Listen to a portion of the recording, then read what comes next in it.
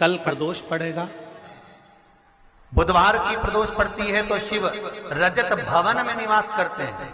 हमारे यहाँ कहते हैं बुधवार की प्रदोष कामना की पूर्ति करती है। 26 प्रदोष का फल एक क्षण में प्राप्त हो जाता है, एक क्षण में। तब कहा जिस दिन प्रदोष का दिन हो, 26 प्रदोष में से कोई भी प्रदोष का दिन हो और प्रदोष काल में आप अपने घर से जल और एक हाथ में घी का भरा हुआ दीप,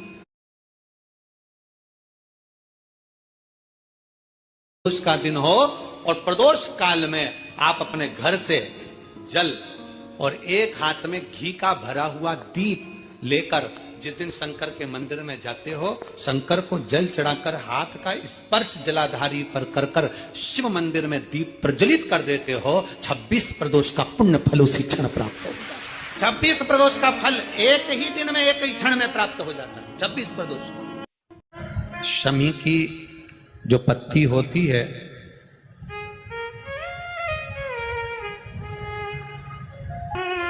शमी की जो पत्ती होती है, एक पत्ती में जितनी पत्तियां लगी होती हैं और एक पत्ती के अंदर, जरा ध्यान देंगे, जैसे इस पत्ती में ढेर सारी पत्तियां लगी हुई, पत्ती में से भी एक पत्ती तोड़ोगे और एक पत्ती तोड़ने पर उस पत्ती को भी अगर गिनोगे तो उसमें बहुत सारी पत्तियां होती हैं। आज प्रयास करना, अगर कहीं आपको शमी की पत्ती मिले तो जैसे ये पत्ती, इस पत्ती को तोड़ा गया, इस पत्ती में से एक पत्ती निकाली गई और एक पत्ती निकालकर आप धीरे से रखना, उसमें भी बारीक बारीक बारीक बारीक बारीक बारीक बहुत सारी पत्तियां नजर आती हैं। शिव महापुराण की कथा कहती है जो सोमवार की अष्टमी हो या प्रदोष का व्रत हो या 12 महीने की शिवरात्रि हो या किसी भी दिन प्रदोष काल के अंतर्गत शंकर भगवान को एक शमी का पत्ता कोई भूलवश भी समर्पित कर देता है तो जितनी एक पत्ती में पत्तियां होती है और उस पत्ती के अंदर भी एक पत्ती को तोड़ने के बाद जितनी पत्तियां होती है उतने जन्म मृत्यु लोक में मनुष्य के नहीं होते। 84 लाख योनियों में से वो योनियां कट जाती हैं और देव योनि प्राप्त हो जाए। एक शमी पत्र की इतनी महत्वता है। लड़का लड़की 40 साल के हो गए, 35 साल के हो गए, उनका अगर विवाह नहीं हुआ है, बहुत रिश्ते आए चले गए, संबंध आए चले गए, या जो बेटा बेटी चाहते हैं कि हम अच्छा पढ़कर एक नौकरी सरकारी प्राप्त कर लें, कोई ऐसा अच्छा जॉब हमारी किस्मत में मिल जाए, उन बेटा बेटियों से निवेदन करूंगा यदि आप चाहते हो तो एक प्रयास जरूर करना, एक प्रयास अपनी जिंदगी में जरूर करना। शिवलिंग समझ लेना जरा अच्छे से, शिवलिंग जलाधारी गणेश, कार्तिकेय, अशोक सुंदरी, और ये शिवलिंग और ऊपर भगवान शिव की 5 बेटियां जया, विषहरा, शामलीवारी, दौतली, देव। 3 प्रदोष या 3 शिवरात्रि। कितनी प्रदोष? 3 या 3 शिवरात्रि।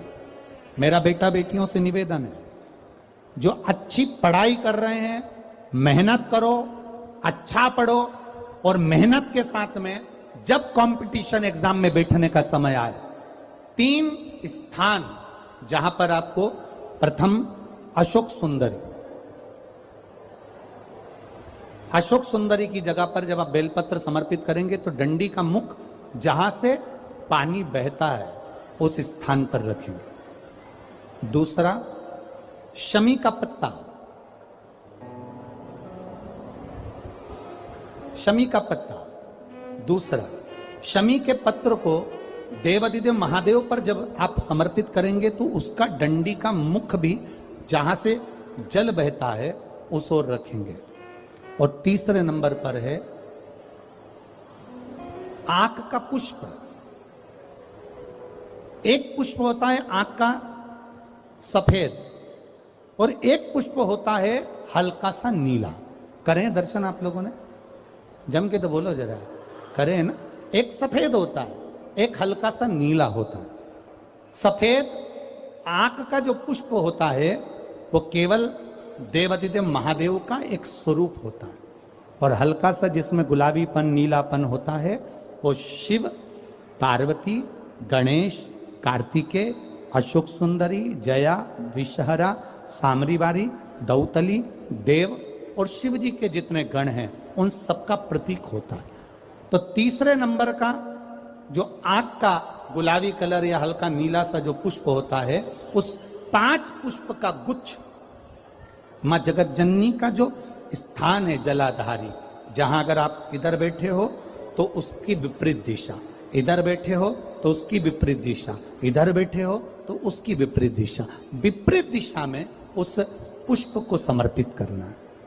अच्छी पढ़ाई करो, अच्छी मेहनत करो, और मेहनत के साथ में जब कंपटीशन एग्जाम के लिए जा रहे हो, उस जगह पर सीए की पढ़ाई भी कर रहे हो, चाहे किसी भी पढ़ाई में लगे हो, मेहनत के साथ में बाबा देवादिदेव महादेव को 3 प्रदोष या 3 शिवरात्रि आप दिल से बाबा को समर्पित कर कर, बाबा से प्रार्थना कर कर अशोक सुंदरी पर चढ़ाई हुई बेलपत्र को वापिस लेकर आइए। जिस विद्या स्थल पर आप पढ़ाई करते हो, जिस कमरे में आप रहते हो, वहां उस बेलपत्र को 3 प्रदोष की या 3 शिवरात्रि की बेलपत्र रखिए। जिस समय बाबा आपकी नौकरी लगा दे, ये 3 बेलपत्र एक साथ किसी भी प्रदोष पर शिव जी को समर्पित करिए। ये शिव तत्व है। आप मेहनत करें, खूब मेहनत करें, कंपटीशन एग्जाम के लिए जितनी कोचिंग कर सकते करो, मेहनत करना उतना करो, जितना करते हो उससे 4 गुना ज्यादा करो, और उसके साथ में देवादिदेव महादेव से नंदीश्वर शिव महापुराण से एक बात सीख कर जाइएगा। अगर आपको लग रहा है कि दुख समाप्ति नहीं हो रहा है, एक बीमारी से उठे दूसरी बीमारी में लग गए, फिर कोई दुख आ गया, फिर कोई दुख आ गया, फिर कोई तकलीफ आ गई, फिर कोई तकलीफ आ गई, बार बार आपको लग रहा है कि दुख पीछा ही नहीं छोड़ रहा, तो नंदीश्वर शिव महापुराण की कथा आपको कह रही है, प्रदोष के दिन, प्रदोष काल में 2 जगह दिए लगाना प्रारंभ कर दो। पहला, बेलपत्री के वृक्ष के नीचे पहला दिया प्रदोष काल में, प्रदोष के दिन बेलपत्री के वृक्ष के नीचे, और दूसरा दिया अपने दरवाजे की चौखट के बाहर, मतलब अपन बाहर खड़े होंगे, अंदर की ओर दिया नहीं, बाहर की ओर। एक दिया बेलपत्र के नीचे देवादिदेव महादेव से प्रार्थना कर कर, हे शिव शंकर, हे गौरी शंकर, हे शिव, आज प्रदोष का दिन, प्रदोष काल में आप भ्रमण के लिए निकलोगे नंदीश्वर के साथ में, ऐसी कृपा करना, आपके लिए मैंने द्वार सजाया है भोलेनाथ, आपकी दृष्टि मेरी चौखट पर भी कर देना, मेरी जिंदगी संवर जाए। इसलिए 2 दीप स्मरण करो। हाँ, अच्छा इशारा करा है, उसको समझ गए हो। जिस दिए को आप लगाओगे प्रदोष के दिन, प्रदोष काल में, एक दिया बेलपत्री के वृक्ष के नीचे लगाया है, और दूसरा दिया जब आप घर में प्रवेश करोगे तो राइट हैंड पर ही लगाएं। कौन से हैंड पर लगाएं? राइट हैंड पर। बहुत बहुत साधुवाद आपको दीदी, धन्यवाद, धन्यवाद दो। उन्होंने इशारा करके बताया कि दिया किस ओर लगाएं, कम से कम अपने को अंदाजा तो लग जावे ना दिया किस ओर लगना चाहिए। साधुवाद था, बहुत बहुत साधुवाद। विषम परिस्थिति में फंसे हुए हो और ऐसा लग रहा है कि हम बहुत बड़ी समस्या में उलझे हुए हैं और इससे निकल नहीं रहे, या बहुत बड़ा काम है हमारा, हो नहीं रहा, चाहे प्रशासनिक हो चाहे अन्य कोई चीज का हो, कुछ मत करना। एकांत के शिव मंदिर में जाइए, अगर एकांत का शिव मंदिर भी नहीं मिले तो एकांत में कहीं छोटा सा मिट्टी का शिवलिंग का निर्माण करिए, पार्थिव शिवलिंग का निर्माण करिए, पर करना एकांत में, घर के बाहर किसी एकांत में शिवलिंग का निर्माण कर लो। या तो एकांतेश्वर महादेव पर चले जाओ, कोई एकांत में शिव मंदिर हो वहां, या कहीं एक पार्थिव शिवलिंग का निर्माण कर लो, छोटा सा। एक बेलपत्र, बहुत ध्यान से सुनना, एकांतेश्वर महादेव का ये वृतांत। जब किसी विषम परिस्थिति में उलझे हुए हो, बहुत बड़ी समस्या सामने आकर खड़ी हो गई है, सबके हाथ जोड़ लिए, सबसे निवेदन कर लिया कि हमारा ये काम कर दो, नहीं हो रहा, सब दूर से मेहनत कर ली है, परिश्रम कर लिया है, परिश्रम तब भी जारी रखना। एक बेलपत्र, एक चावल का दाना, एक सफेद पुष्प, एक शमी का पत्ता, एक छोटी सी दुर्वा। दुर्वा जानते हो सब लोग, जो जमीन पे दूब लगी रहती है, दुर्वा, दूब, दुर्वा, एक दुर्वा। वो दुर्वा में बस, दुर्वा में वो जो दुर्वा होती है, कोई कोई दुर्वा एक डंडी की होती है। दुर्वा में बस इतना ध्यान रखना कि दुर्वा एक रहे और उसमें से 2 पत्तियां निकली हुई हो। देखिए ना आप लोगों ने, पहले बोलो, जम के बोलो, देखा है ना? दुर्वा एक हो और 2 पत्ती की हो, एक ही कहलाएगी। 2 पत्ती निकली हुई दुर्वा, एक श्वेत पुष्प, शमी का पत्ता, बेलपत्र, चावल का एक दाना। एकांत में कोई शिव मंदिर हो, अगर मंदिर ना हो तो एक छोटा सा पार्थिव शिवलिंग का निर्माण किसी पेड़ के नीचे एकांत में जाकर पूजन कर कर, आराधना कर कर, घी का दीप लगाकर, एक एक सामग्री शिव जी पर अपने मन की कामना कर कर समर्पित करना प्रारंभ कर दीजिए। शुरुआत दुर्वा से करना। दुर्वा के बाद में श्वेत पुष्प, शमी का पत्ता, चावल का दाना और बेलपत्री सबसे आखिरी में बाबा को समर्पित कर कर, हृदय से प्रार्थना कर कर, बाबा से निवेदन कर कर, दीप अगर मंदिर में कर रहे हो तो दीप ठंडा होने का इंतजार मत करना। अगर पेड़ के नीचे एकांत में शिवलिंग का निर्माण कर कर पूजन कर रहे हो तो दीप ठंडे होने का इंतजार करना। दीप ठंडा हो जाए तब भगवान शिव को ले जाकर विसर्जन करना। जो एक बेलपत्री है बस उसको घर लेकर आना, बाकी का सब विसर्जन कर कर आना। मेरा एकांतेश्वर महादेव उस कार्य में सफलता प्रदान कर देगा। एकांतेश्वर महादेव की आराधना। तुम रुका जी कह रहे माता पार्वती से,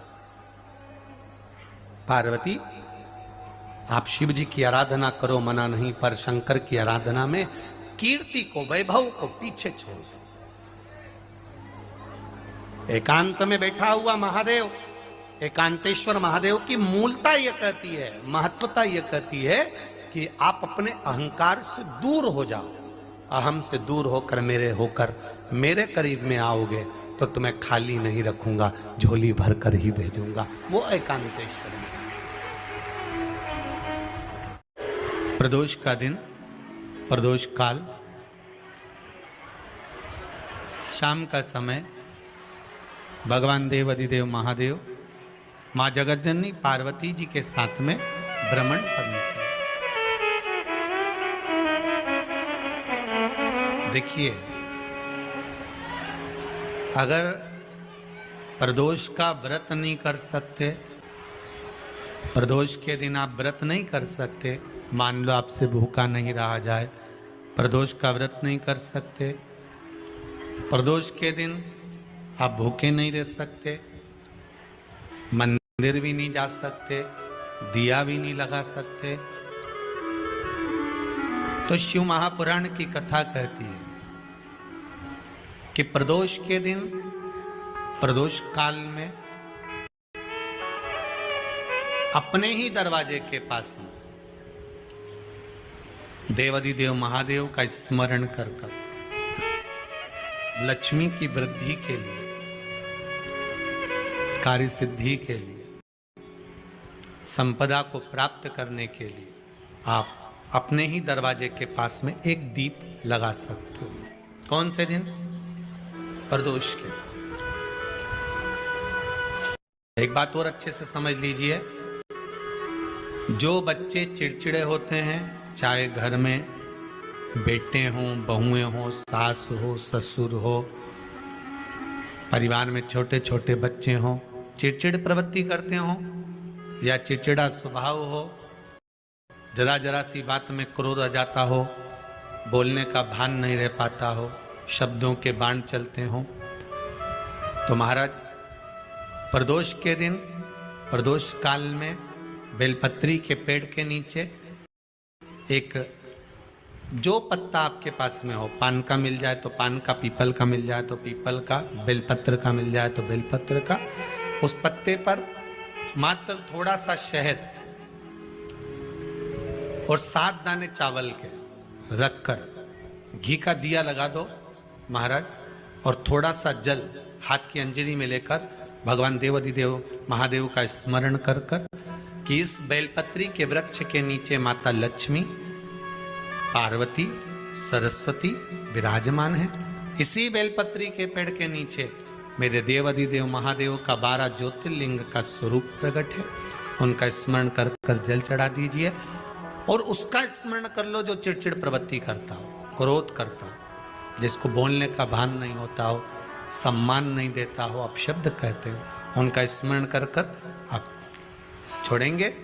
एकदम एक प्रदोष करेंगे, दूसरे प्रदोष तक तो आपको कोई दिक्कत ही नहीं। 2-3 प्रदोष कर कर देखिए, बाबा कृपा करें। बच्चों को पढ़ने का कह रहे हो, पढ़ने बैठो, पढ़ने बैठो, पढ़ने बैठो, पढ़ने बैठो, तो एक आध प्रयास बच्चों के लिए भी कर लिया करो कि भाई ठीक है, बच्चे लोग विद्या में प्रबल होंगे।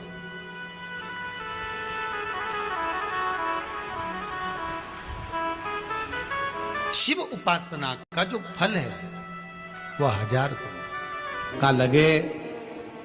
कोई शंकर का विरल भक्त, शिव का उपासक, शंकर का गुणगान आनंदमय करने वाला। हम तो यहां तक मेरी जीजियों से कहेंगे, तुम्हारे घर के नजदीक में कोई शंकर का मंदिर होना,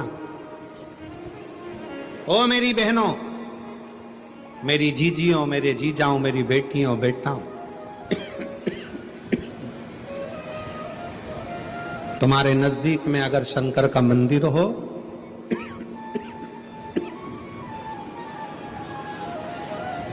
तो उस शिव मंदिर में सोमवार के दिन, प्रदोष के दिन यदि कुछ लोग एकत्रित होते हों, भजन करते हों, कीर्तन करते हों, कुछ नहीं तो अपने घर से एक बाल्टी में पानी भरकर उनको पिला कर आ जाया करो। पानी नहीं हो तो थोड़ी खड़ी शक्कर ले जाया करो, थोड़ा गुड़ ले गए, उनका मुख झूठा करा दिया करो। क्यों? क्योंकि शिव भक्त के शरीर की हड्डी का स्पर्श भी राक्षस को हो गया, वो तर गया। अगर कोई शंकर का भक्त है और उसका मुख हमने झूठा करा दिया तो हमारे घर के भंडारे कभी खाली नहीं होते, भरे भरे। करना क्या है? जब व्यक्ति को ऐसे गलत विचार आने लगे हैं पूजन के समय पर, अच्छी जगह पर, ये गलत गलत विचार, आप गलत कर नहीं रहे हो, आप मांसाहार नहीं कर रहे हो, आप किसी स्त्री को गलत नहीं देख रहे हो, आप किसी पुरुष को गलत नहीं देख रहे हो, आप किसी मदिरा की दुकान पर नहीं गए हो, पर आपकी विचार धारणा में अगर ये चीजें पूजन करते समय, भजन करते समय, अर्चना करते समय, मंदिर जाते समय, मंदिर में बैठते समय, मंदिर में उपवास करते समय, तुम्हारी बुद्धि में अगर ये चीजें आ रही हैं, मन में अगर ये चीजें पाठ करते करते भी अगर आ रही हैं, तो समझ लेना कि आपके ऊपर कहीं ना कहीं किसी ना किसी रूप में कोई अन्न किसी के घर का ऐसा खा लिया है जिसके कारण तुम्हारी बुद्धि थोड़ी सी भ्रष्ट हुई है। उसको सुधारें कैसे, उसको संवारें कैसे?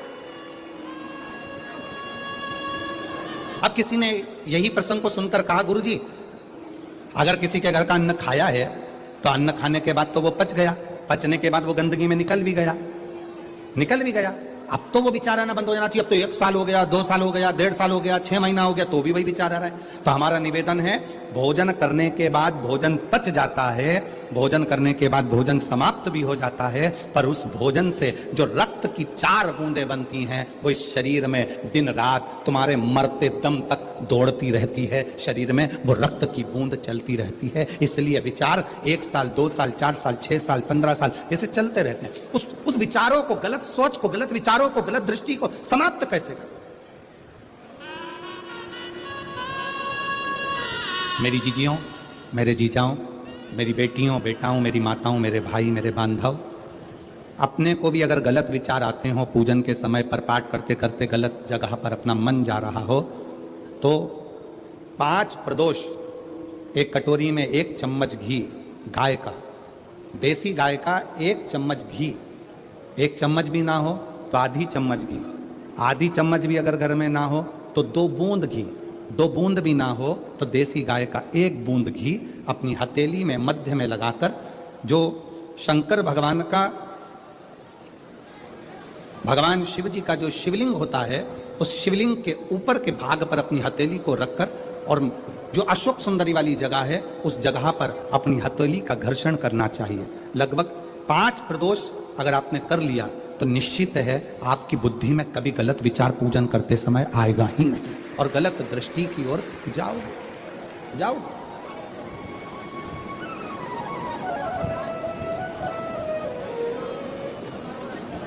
वेद लक्षणा गाय, देसी गौ माता का घृत जीवन को एक आनंदता देता है।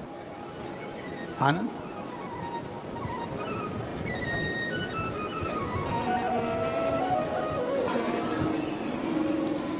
गौ माता का, देसी गाय का घृत, वेद लक्षणा गाय का 1 बूंद घृत हाथ की हथेली पर लगाकर शिवलिंग के ऊपर और अशोक सुंदरी की जगह पर घर्षण करने से जो गलत विचार, गलत सोच, गलत दृष्टि, गलत भाव, ये समाप्त हो जाता है, समाप्त